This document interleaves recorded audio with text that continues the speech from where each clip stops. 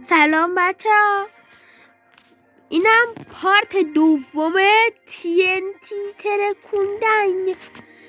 چرا اونجوری باید بترکونمش؟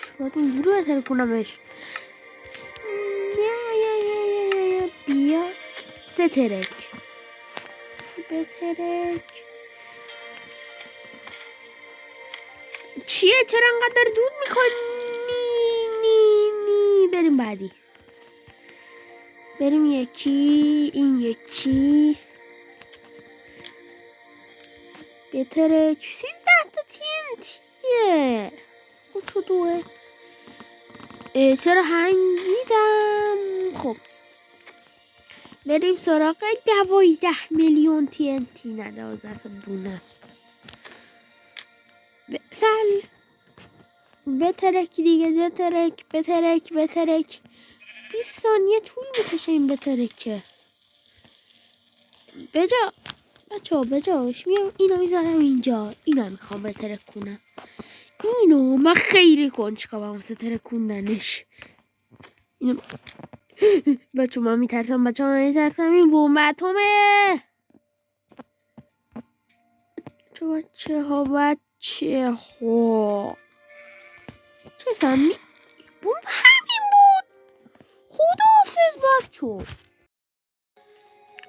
سلام بچه ها، قراره تو این پارت اول TNT ها 3 تا دونه TNT بترک کنیم. اولی سلالا ستر که دیشتر دارم. خب بریم. 2 تا چرا نمیترکن؟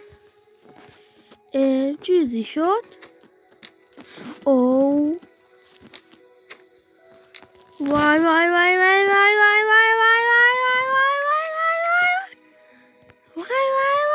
چی شد؟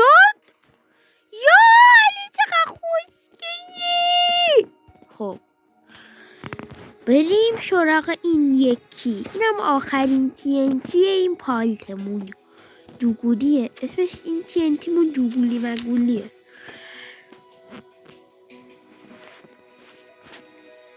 بترک.